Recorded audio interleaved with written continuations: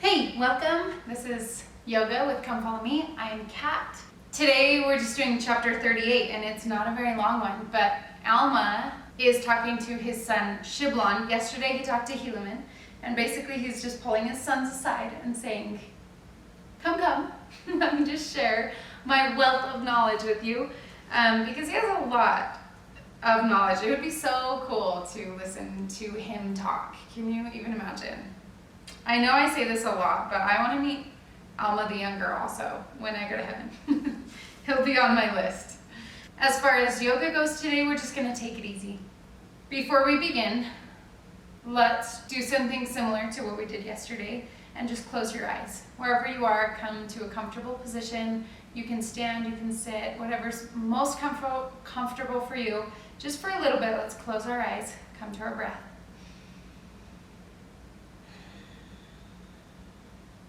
And just start to slowly slow down your breath. Inhale and exhale. Inhale and exhale. Inhale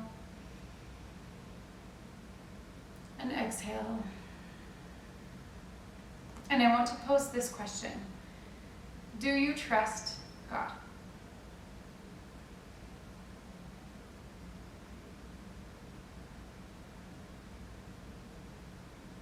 Keep your breath alive. Keep it regular and deep.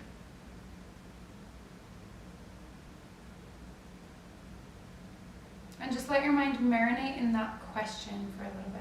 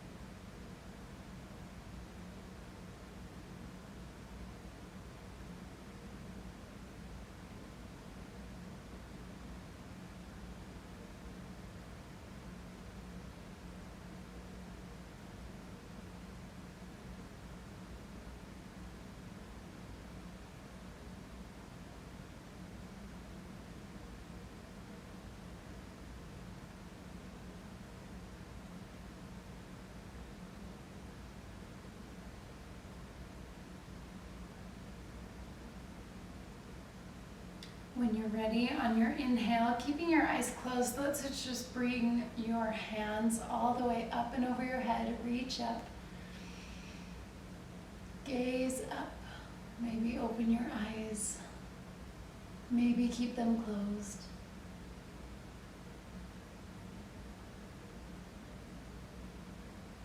Lengthen your spine. Bring your shoulders down and away from your ears. Reach with your arms, not your shoulders.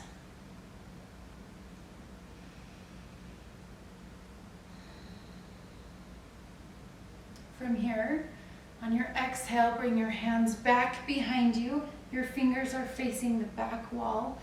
And just put a little bit of weight on your palms and bring your head all the way back. Relax your neck.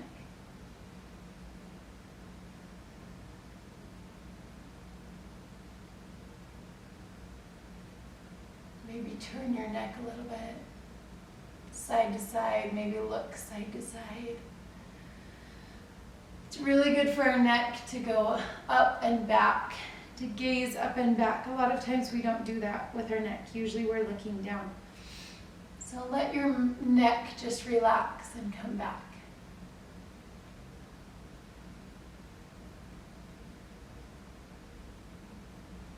When you're ready, inhale back up to center. Take some deep breaths at the top.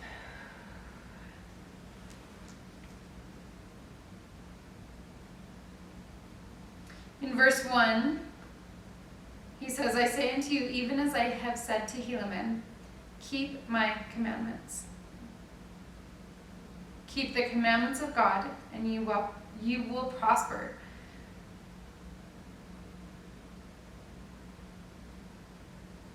I basically just want to read the whole chapter. It's not even very long. I guarantee we could get through all of it. On your next inhale, take your right palm and bring it back behind you. Your fingers are pointing away from you, and your left palm is going to go on the outside of that right thigh, and just take a little bit of a spinal twist here. Gaze back.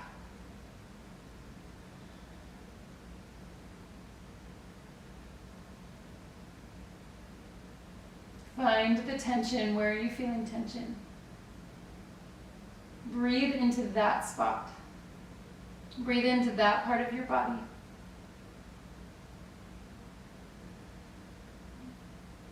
Inhale back to center.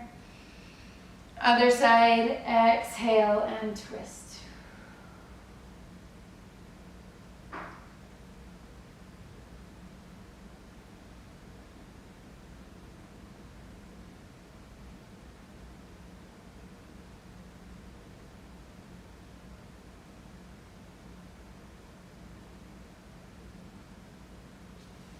Inhale back to center. Take a couple breaths. So Alma gives him his testimony. I hope you will keep the commandments and endure to the end, even through the Zoramites. And God will deliver you, and he will deliver you. Here's the 3 words again from yesterday. Out of your trials, your troubles, and your afflictions. That's verse 5. And now, my son, I would not that you should think that I know things of myself, but God has known them unto me. And I did cry unto him, and I found peace. So cry unto him, and he will give you peace. Behold, he is the light and the light of the world. He is the word of truth and righteousness. Teach the word and be diligent and temperate in all things. Okay, inhale. Both arms all the way up. Reach up, gaze up. Exhale, bring your right palm to the side of your right hip. And take a side bend to the right. Gazing up past your armpit or your bicep.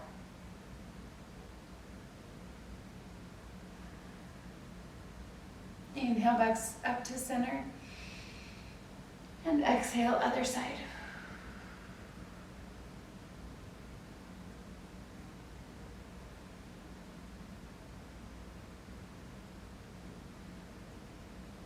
Inhale back up to center. Exhale from here, just forward fold onto the ground. Let your head relax very last. Bring your forehead to the ground. And I love the end of this. It says in verse 11, do not boast. You have much strength and much wisdom. Do not boast it. Use boldness, but not overbearance. Bridle your passions and be filled with love, and refrain from idleness. And I can just see this father talking to this son, and how different these conversations are from one son to another, and how he's probably just matching it so much to their personalities. We all know those people who are so many passions and are full of all those passions and come towards those passions, and others who just maybe have their fingers in every little thing and are not a master at one thing, but are a jack of all trades, and they're really good at all the things. And so I'm sure he's just talking to Shiblon, saying, bridle your passions, be filled with love, refrain from idleness. I know you and I know your personality, and I'm going to speak to you. He teaches them even how to pray. Do not say, oh God, I thank thee that we are better than our brethren, but rather say, oh Lord, forgive my unworthiness and remember my brethren in mercy. Acknowledge your unworthiness before God at all times. That verse was so interesting to me. So interesting. That's like word for word what not to say and what to say. And it also brings up so much of his perspective, right? He's just came a little bit ago from the Zoramites, who are preaching to this God in so much pride. And so I'm sure that's playing a part in this. Don't be prideful. Instead, acknowledge your unworthiness before God at all times. Be humble. Okay, inhale. Come back up to center. And let's just spread our legs for a minute, as wide as you can. Inhale here. And exhale, move your right palm along the top of that right leg. Let's take a side bend over to the right. Bring that left hand up and over. Gaze up if you can, or gaze out. My mom and I watched Hamilton last night, and the play, the one that just came out, that got released from the original cast. And I thought it was so interesting reading up on the writer of the music and the book and the words of this play. He wrote everything, and he also plays Hamilton. And it was really cool reading up on him because he is a writer, and his perspective of Hamilton was so much of this like role model of a writer. Okay, inhale up to center, move to the other side. Throughout the whole play, I kept telling my mom, I didn't know Hamilton was such a writer. They brought that up so many times.